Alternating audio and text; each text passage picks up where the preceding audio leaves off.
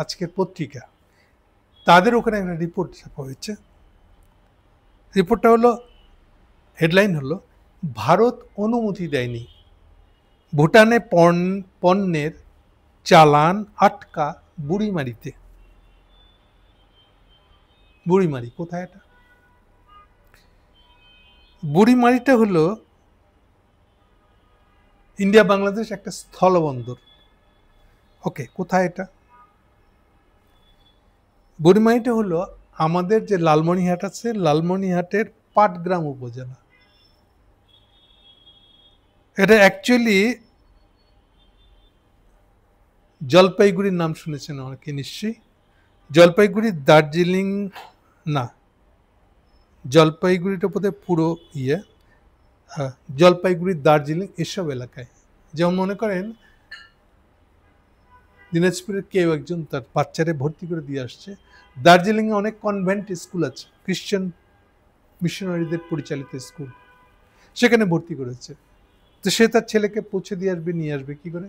সে সোজা চলে যাবে বুড়িমারি, বর্ডার দিয়ে ক্রস করবে, করে ওপারের স্টেশনটার ওপারের ইন্ডিয়ান চেকপোস্টের নামটা হলো চ্যাংরাবান্ধা।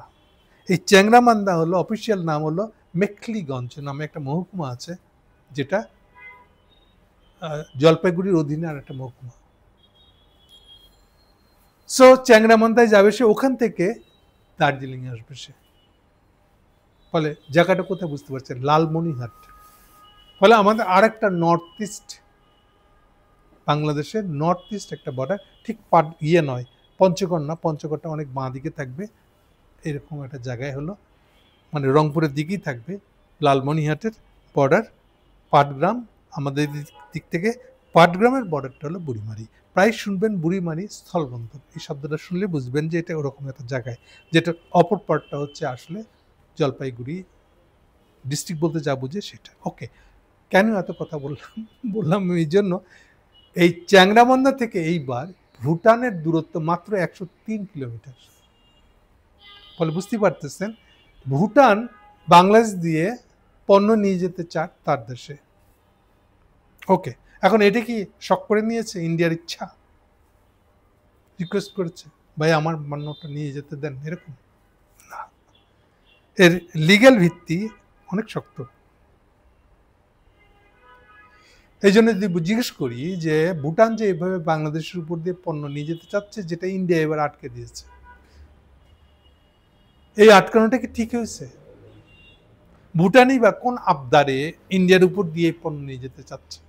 এইসব জিনিসগুলা পরিষ্কার করে বুঝিয়ে বলবো। এখন মূল বিষয়টা হলো, এটা 2023 সালে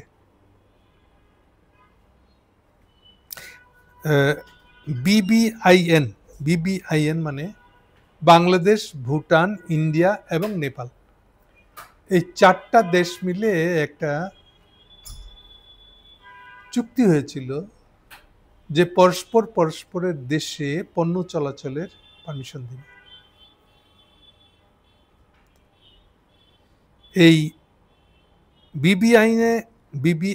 বিবিআইএন ওই চুক্তি মোতাবেক ভুটান বাংলাদেশে, যেমন ইভেন আপনার আমাদের মোংলা পোর্ট, সে মাল নামানো বাইরে থেকে নিয়ে এসে, তাই হয়েছে আসলে এই মালটা থাইল্যান্ড থেকে আসছে।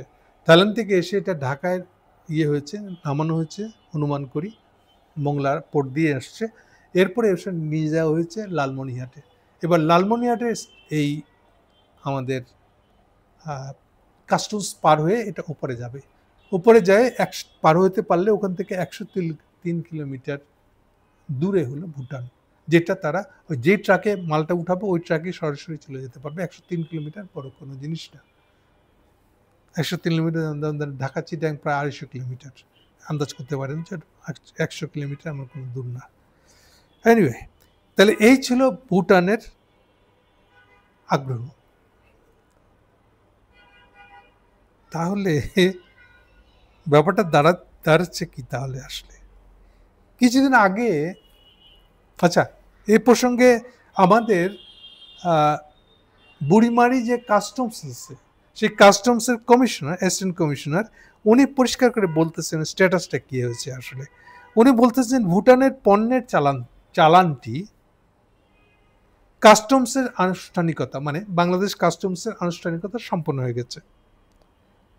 ভুটান ভারতীয় কাস্টমসের কাছ থেকে অনুমতি পায় নাই এখন। রুট পারমিট পাওয়া মাত্র চালানটি আমরা পাঠিয়ে দেব। এটা আমাদের কাস্টমসের বক্তব্য, খুব ফর্মাল বক্তব্য, কিন্তু মানে জিনিসটা কি হয়েছে আসলে, কেসটা কি, এটা দিয়ে বুঝাতে চাইলো যে বাংলাদেশের দিক থেকে কোনো সমস্যা হয় নাই, সবই রেডি আছে, ইন্ডিয়ানরা পারমিশন দেয় নাই। এখন এটা নিয়ে ভুটান কি করে কথা বলবে ইন্ডিয়ার সাথে, কি বলবে, ওই বিবিএন চুক্তিটা কি মেলে ধরবে কি না, মেলে ধরলে ইন্ডিয়ানরা কি বলবে, এগুলো তাদের ব্যাপার। এটি আসলে বলতে চাচ্ছি। ওকে, তাহলে মূল ব্যাপারটা কি হইলো। এখন আরেকটা দিকে আপনাদেরকে নিয়ে যাই। কিছুদিন আগে 11 সপ্তাহে ভুটানের প্রধানমন্ত্রী বাংলাদেশে অফিসিয়াল সফরে আসছিল 3 দিনের জন্য। এই 3 দিনের আসার পরে বাংলাদেশের যত প্রো ইন্ডিয়ান লোকজন আছে বা তাদের মিডিয়া আছে, তারা ওটার মধ্যে উকিঝুঁকি মেরা ফেসবুক পর্যন্ত আসছিল যে ভুটানের প্রধানমন্ত্রীকে মোদি পাঠাইছে, ফলে উনি আসছেন না, ওনারা আসলে মোদির প্রতিনিধি। আমি ফেসবুকে এমন জল্পনা কল্পনা, গল্প গুজব, ইন্ডিয়া কত বড় বড় ভাই, এগুলা দেখানোর চেষ্টা করতেছি। তো এখন আমি তাদেরকে জিজ্ঞেস করব যে এখন কি হয়েছে। আমাকে একজন বোধহয় ফর্মালি না, পার্সোনালি জিজ্ঞেস করছে এই ব্যাপারটা কি আসলে, বা কোনো টক শোতেই বোধহয়। আমি বলছিলাম না, এটার অ্যাকচুয়াল কারণ হলো ভুটানের এই দুঃখের দিন ঘুচানোর জন্য ব্যবস্থা করতে চাচ্ছে চায়নারা। সেই জন্যই আমাদের এখানে যে বর্ডারে যে এয়ারপোর্টগুলোকে রেনোভেট করা হচ্ছে, তার পিছনে একটি বড় কারণ। কারণ এখান থেকে কার্গো বিমান সোজা উড়ে গিয়ে আধা ঘন্টা লাগবে না, ড্রপ করে দিয়ে আসবে ভুটানে, বাংলাদেশ থেকে ফুস করে উড়ে আসবে আর ভুটানে গিয়ে নামবে। এই জন্য আমাদের ওখানকার এয়ারপোর্টগুলোকে চাঙ্গা করা হচ্ছে। কারণ এখানে এক্সপোর্টগুলো এবার ইন্ডিয়ার ইচ্ছা কখন কোনটা দিল কোনটা দিবে না, এইসব বাধাগুলা যাতে না থাকে, সেই জন্য এটা। ফলে যতটা না ভুটানের বাংলাদেশে আসাটা ইন্ডিয়ার কারণে, তার থেকে অনেক বেশি গুণে এটা চায়নার কারণে। ওরা এখানে এসে বাংলাদেশের সাথে খাদ্যের যত্ন সম্পর্কগুলো ঠিক আছে কিনা জানিবা, ওগুলো নিয়ে কথাবার্তা বলতে আসছে। আসলে ওগুলোকে আরও বেশি প্রমোট করতে চায়, এরকম একটা অবস্থায় ঘটেছে আসলে। তাহলে মূল ব্যাপারটা কি হলো যে তাহলে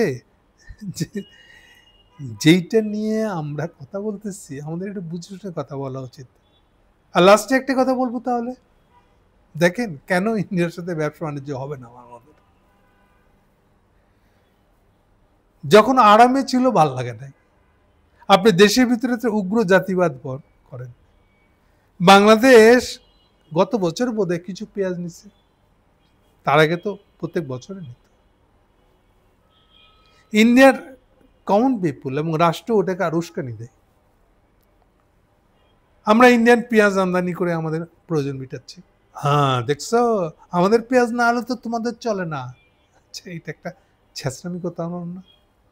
কোনো দোকানদার কি বলবে আমি দোকান খুঁজছি বলেই তো আপনাদের লাভ হয়েছে, আমার দোকানে মাল না খেলে তো আপনাদের পেট ভরে না, এটা বলবে? নাকি এই যে আমার বাসার পাশে পিস বাজার, ও তো আমি দোকানে গেলে ও তো আর খাতি করে, হ্যাঁ আসেন আসেন আসেন, কি লাগবে ভাই বলেন? মানে হলো বিক্রেতাকে সবসময় নম্র হতে হয়, কারণ এটা ক্রেতার যত না স্বার্থ, তার থেকে বেশি বিক্রেতার স্বার্থ। কারণ হাতে পয়সা আছে, ও দোকান ছেড়ে আরেক দোকানে চলে যাবে, তখন কি হবে? ফলে ওকে খাতির করা, বলা হয় না ক্রেতা হলো লক্ষ্মী, ক্রেতা যেটা বলে ওটা মেনে চলে, বিতর্ক করা যাবে না। কর্মচারী বিতর্ক করছে, দোকানদারে যায় তোরা থাপ্পড় দেবো, তোকে বলছি না আমি কাস্টমারের সাথে তর্ক করবি না, কাস্টমার হলো লক্ষ্মী আমার, ও চলে গেলে আরেকটা দোকানে চলে যাবে, আমার ক্ষতিটা কার হবে? তুই ওর পাশ কাটাবি, তর্ক মর্ক করবি না ওর সাথে। তাহলে কাস্টমার হলো লক্ষ্মী, এই হলো যারা রিয়েলি ব্যবসা করে তারা এটা মানে। এখন ইন্ডিয়ানদের অ্যাটিচিউডটা দেখেন আপনি, কেন এটা উগ্র জাতিবাদ বলছি। আমি যে ওর পণ্য কিনে ওকে ধন্য করছি, এই জায়গা থেকে ওরা দেখবে না। ফলে কি হলো, এখন এইবার রিপোর্ট আসতেছে বর্ডার এলাকায় পেঁয়াজ নিয়ে বসেছিল, বাংলাদেশে পেঁয়াজের দাম বেড়ে যাচ্ছে। এখন নিশ্চয়ই পেঁয়াজের আমদানি করবে। তারা বর্ডার এলাকায় প্রায় কয়েক হাজার টন পেঁয়াজ এনে ঢেকে রাখছিল। বাংলাদেশ এখান থেকে পেঁয়াজ কিনে নাই, পাকিস্তান থেকে কিনছে, আর কোথায় কোথা থেকে বোধহয় চীনা থেকেও কিনছে, ইয়ে থেকেও, তুরস্ক থেকেও কিনছে নাকি, এরকম কিছু একটা হবে। সোজা কথা, ইন্ডিয়ান পেঁয়াজ কিনে নেয়। ইন্ডিয়ান পেঁয়াজ এখন বর্ডারে এনে এখন ফেলেও রাখা যায় না, এটা পোস্ট আছে 5 টাকা ধরে বিক্রি করার চেষ্টা করতেছে, তাও কেনে না, কারণ এগুলো আদা পচা হয়ে গেছে। তাহলে কি হলো? আপনাকে যে জিনিসটা বুঝতে হবে, আপনি বিক্রেতা, বিক্রেতার এই গরমটা, এটা উগ্র জাতিবাদটা করে। এই যে বলতো যে বাংলাদেশ দেখো ভালো স্বাস্থ্য ব্যবস্থা নাই, আমাদের এখানে আসে না, হসপিটালে আসে না, আমরা দিব না, সাইনবোর্ড টাঙাই দিচ্ছে, বাংলাদেশের জন্য সার্ভিস নাই। এখন কি হয়েছে? এখন কান্নাকাটি করতেছে, ভাই আমাদের হসপিটাল তো চলে না, আমাদের দোকানগুলা তো বিক্রি হইতেছে না, আমাদের হোটেলগুলা তো ভাই কাস্টমার পায় না। তো এখন কেন? আর একটু উগ্র জাতিবাদী হিন্দুত্ববাদীতে করো। তাহলে মূল জিনিসটা হলো কি, আসলে আপনার বাণিজ্যটাকে পজিটিভলি দেখতে হবে। অপরের জন্য হিন্ড্রেন্স, বাধা তৈরি করে এটা তো আপনার কখনোই লাভ হবে না। এটাকে আপনাকে বুঝালেও আপনি বুঝবেন না, কারণ আপনি উগ্র জাতিবাদী। আপনার শ্রেষ্ঠত্ব আপনাকে দেখাই দিয়ে হবে। এবং এটা যতদিন করবেন, এই যে আজকে খুব সিম্পল ঘটনা, মনে হচ্ছে যে আপনি ভুটানকে পণ্যটা নিয়ে যেতে দিলেন না, একটা চুক্তি করা আছে, এ সত্ত্বেও এর ফলাফলটা কি হবে? এখন সবাই আপনাকে বয়কট করবে, ফলে আপনার পণ্যের বিক্রি আপনার গলায় লেগে যাবে। Thank you.